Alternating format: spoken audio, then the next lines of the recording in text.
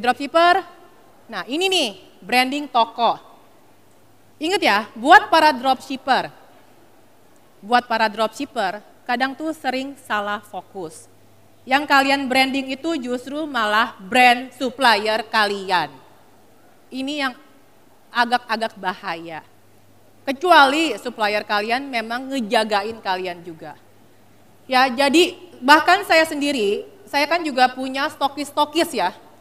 Stokis saya sendiri yang top agent yang transaksinya sendiri bisa 500 sampai 600 juta sendiri sebulan. Ini yang top agent ya. Itu saya perhatikan waktu awal-awal kan. Pertama mereka nanya, Ci boleh nggak di toko saya juga jualan brand orang lain? Silakan. Kenapa? Sekarang kalau kalian masuk ke sebuah toko, kalian lebih senang masuk ke food court yang makanannya banyak, kalian tinggal pilih, atau masuk ke cuma satu restoran. Tergantung kan, kalau memang kalian udah pengen makannya itu, ya itu. Tapi kalau kalian masih bingung, pasti kan lebih milihnya ke food court. Jadi sama juga, begitu si agent saya udah mulai bertumbuh besar gitu ya, saya bilang, lu sekarang mau fokus branding tokonya apa? Sebagai toko yang menjual kosmetik terlengkap kah? Sebagai toko yang menjual beauty product terlengkap kah? Harus ada yang nyantol di kepala customer dong, branding tokonya. Karena kalau saya dulu itu waktu saya masih jualan aksesoris, saya itu terkenalnya, nama website itu, sebagai toko yang jualan aksesoris terlengkap, termurah, dari ujung kepala sampai ujung kaki. Ada semua, mau nyari ikat pinggang, kacamata, sepatu ada. Jadi perbanyak saya bilang ke stokis saya ya. Lu cari kapas kek, cari pembersih muka kek, waktu itu saya belum bikin skincare kan. Cari skincare merek apa kek, masukin di situ. Tapi Ci kalau supplier lain kan ngasih marginnya dikit banget. Ada yang cuma 5%, ada yang cuma, ya gila Ci dikit banget udah gitu suppliernya sering sell lagi di e-commerce gitu kan, di marketplace gitu. Terus saya bilang, kamu itu masukin produk itu di toko kamu untuk mendatangkan traffic. Orang lagi banyak yang nyari produk itu. Produk-produk viral masukin dong ke toko. Orang lagi ngetik misalnya mau nyari brand A karena brand A lagi viral. Terus nongol toko kamu kan. Otomatis udah masuk ke situ, dia pasti ngeliat yang lain. Gak usah ngambil margin terlalu gede. Masih untung lu dapat margin dari yang brand-brand viral. Ya toh, itu buat ongkos buat mendatangkan traffic, mendatangkan customer masuk ke toko, nanti subsidi silang. Kan orang juga pasti mikir dong, masa iya dia ke toko cuma beli satu, kadang suka mikir, aduh sayangnya ongkirnya. Akhirnya dia nambah satu. Ya, jadi contohnya tuh, ini kalau nggak salah inget ya, Hypermart sama Carrefour itu salah satunya ada yang jualannya termurahnya minyak, ada lagi yang satunya lagi jualan termurahnya tuh telur. Kalau nggak salah anggap aja bener ya, anggaplah Hypermart itu terkenal telurnya paling murah. Carrefour terkenal minyak gorengnya paling murah. Apa iya saya sebagai emak-emak anak dua, nenteng anak dua nih, masuk ke Carrefour cuma buat beli minyak goreng, terus pas mau beli telur saya keluar lagi. Saya pergi ke Hypermart, nggak mungkin kan? Itulah yang dimaksud dengan produk penetrasi, atau kalau bahasanya saya produk tumbal. Jadi ada yang ditumbalin untuk narik traffic, gitu ya. Ya jadi branding toko. Oke lanjut, nah kalau seandainya saya dulu jualan, saya pertama kali jualan 2010 ya. 2010 jualan online dan dulu juga jualan offline dari tahun 2000 berapa tuh. 2006 saya jualan offline di Pondok Indah Mall, ada di 5 mall, akhirnya lanjut ke online. Seandainya dulu saya hidup di zaman sekarang ya, yang ada TikTok lah, Instagram segala macam, mungkin saya akan langsung melakukan branding personal. Pentingnya apa sih branding personal? Sekarang tuh banyak loh masih orang tuh kayak ya stokis atau reseller saya lah, bukan stokis, kalau reseller tuh dropshipper maksudnya.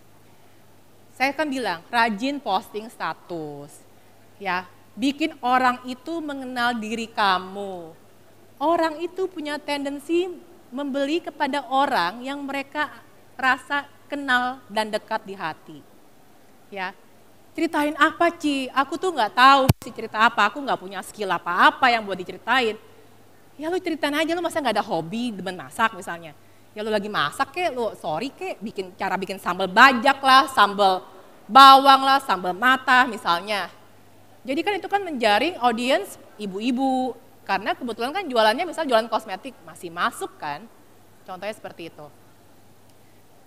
Branding personal, dan ini zaman sekarang mudah sekali, mudah banget, menurut saya mudah ya, apalagi adanya TikTok. TikTok itu gampang banget viralnya menurut saya.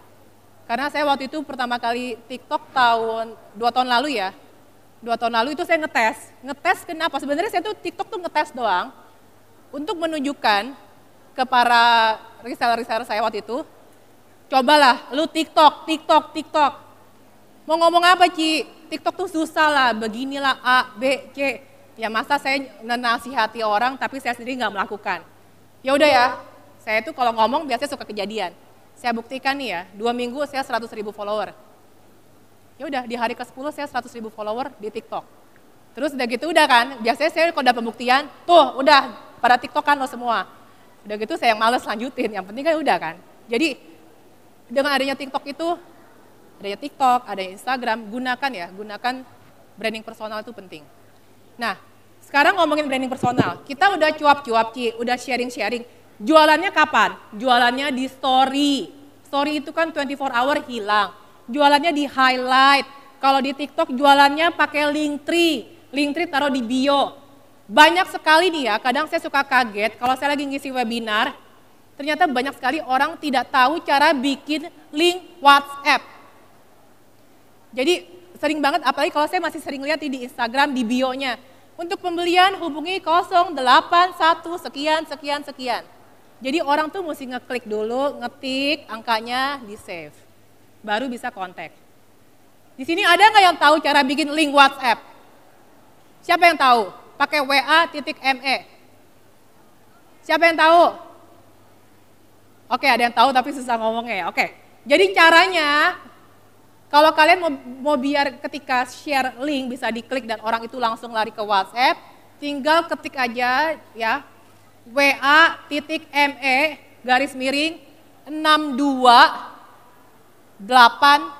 sekian. Jangan pakai plus, jangan pakai minus. Itu otomatis bisa diklik kalau kalian share-nya ke link WhatsApp lah atau link mana. Terus nih yang saya paling sebel nih ya, kalau saya lagi transaksi jualan online via WA. Di sini masih banyak gak sih orang yang kalau kasih nomor rekening pakai stiker? Transfer kemana sis? Cuk, kasih stiker. Atau kasih image, foto, tulisannya nomor rekening. Pada sebel nggak kalau dikasih kayak gitu? Kenapa sih sebelnya? Nggak bisa dikopas kan? Mesti ngetik men. Udah ngetik, save, aduh itu sih ribet banget ya. Karena bisnis sebenarnya yang paling gampang survive itu adalah bisnis yang mensupport kemalasan orang-orang. Makanya kenapa GoFood rame, ya kan? Karena orang malas keluar rumah. Bisnis yang bisa membuat segala hal apapun itulah makin cepat, makin praktis. Apalagi memecahkan masalah. Itu evergreen lah saya bilang. Next. Oke, baru menjadi stokis. Tadi saya udah jelasin ya. Kalau perjalanan saya akhirnya karena waktu itu saya udah jualan aksesoris, saya udah tahu yang mana laku, saya mulai nyetok sendiri. Ketika saya mulai nyetok sendiri, barulah saya pede untuk open reseller. Ya open reseller, saya kasih minimum order, ya kan. Terus barulah saya bikin produk. Bikin produk itu udah perjalanan step berapa tuh? 1, 2, 3, 4, 5, 6. Saya itu baru sampai ke step 6 baru berani bikin produk sendiri. Karena audiensnya sudah terbentuk, reseller sudah terbentuk, ya kan. Dari reseller itu juga, waktu itu banyak banget resellernya, hampir 2.000 lebih di saat itu.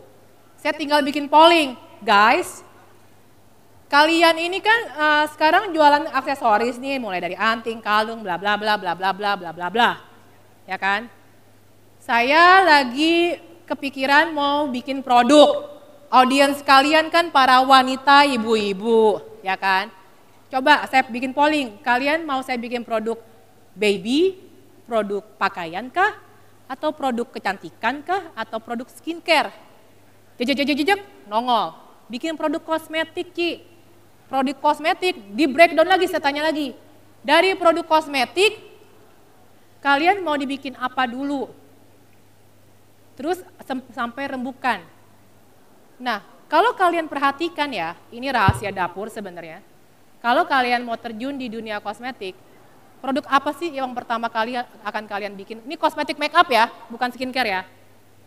Kalau kalian seleb-seleb nih, artis-artis bikin kosmetik biasanya apa duluan yang dikeluarin?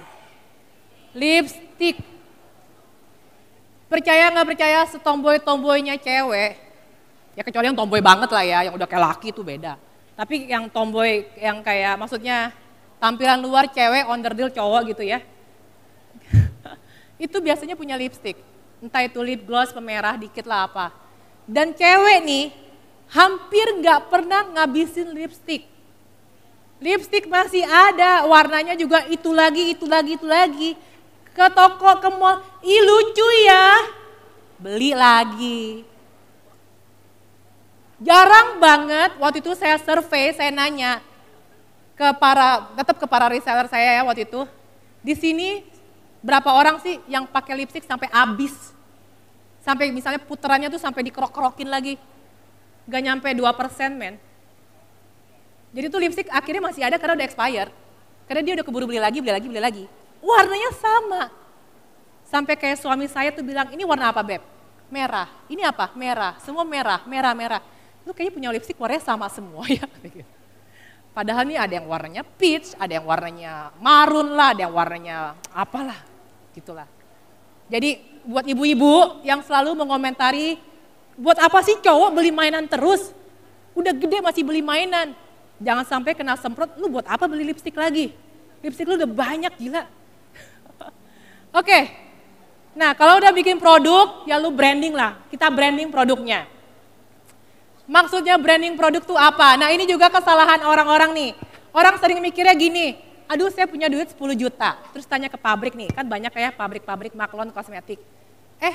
Kalau saya punya duit 10 juta, bisa bikin sama situ berapa? Oh bisa nih, buat bikin misalnya anggaplah 1000 biji. 1000 biji harga satuannya 10.000. Wah saya udah bisa bikin produk, luar biasa gitu kan. Padahal habis itu rata-rata pabrik di Indo, yang dimaksud 10.000 itu formulanya doang. Belum termasuk kemasan, belum termasuk logo. Ya toh, udah jadi pun, kan kalian juga mesti mikir dong. Ntar ini kalau saya bikin konten buat taruh di Instagram segala macam, mesti bayar abang-abang videografernya, mas-mas fotografernya, yang bagian desain-desainnya, ya toh. Jadi semua kan tenaga ahli juga kan kita udah harus pikirin. Bikin produk udah jadi itu baru 30% dari perjalanan. Terlalu banyak yang mesti dipikirin. Nanti distribution channelnya kemana? Banyak banget yang waktu lagi COVID itu bikinnya produk makanan. Wih bikin kopi modal cuma 5.000 nih. Gila ya di GoFood atau di GrabFood jualnya 25.000 tuh toko A sama B sama C untungnya gede banget. Udahlah saya jual aja 7.000. Cuma untung 2.000. Itu adalah teknik marketing yang paling gampang dan paling tidak bisa survive kalau ngambil untungnya segitu. Karena begitu cicik udah jadi 7.000 mau masuk nih ke distribution channel itu. Hah? Ada potongan 30%. Ya udah nggak bisa lo masuk ke situ. Jadi juga banyak yang mesti dipertimbangkan. Nah itu tidak akan saya jelaskan terlalu panjang di sini. Ya jadi prosesnya lumayan panjang. Setelah branding produk udah jadi, marketing kitnya, ditujukannya ke customer juga udah memberikan respon yang positif, produknya sudah terbukti ngangenin, dalam arti ngangenin tuh mereka udah beli, akhirnya dia mau beli yang lain juga. Misalnya kalau waktu awal-awal saya keluarinnya produk lipstick, oh dia udah beli produk warna yang lipstiknya yang warna nude, yang warna pink. Kayak karena dia suka, ternyata dia beli lagi yang warna lain. Nah itu kan sudah kelihatan, oh produk kita ternyata diterima oleh market. Barulah berani open stockist. Intinya kita open stockist itu jangan ngejeblosin anak orang. Jangan produk kita belum terbukti di pasaran, kita udah open stockist. Makin hancur brandnya, kesian dong. Ya toh? Jadi juga jangan juga terlena dengan mereka yang baru bikin produk, ujuk-ujuk tahu-tahu Guys, ada yang mau jadi reseller saya margin 100%, padahal kalian sendiri nggak tahu produknya apa, apakah dia juga akan ikut masarin dalam arti memviralkan produk tersebut, marketing ticketnya seperti apa, nggak jelas. Misalnya, oke, minimum ordernya 5 juta, tapi profit kalian 5 juta karena modal goceng kalian jual 10.000. Berarti profitnya 100% kan? Udah tuh, pada berbondong-bondong, belanja misalnya 5 juta. 5 juta adalah stok 1000 biji di rumah. Akhirnya bingung, ini produk buat cara jualannya gimana ya? Enak juga kagak pas gue cobain. Ya udah, ini misalnya contoh makanan. Bingung, jadi stok mati. Dan itu pun juga akan menjadi resiko bagi para pemilik brand.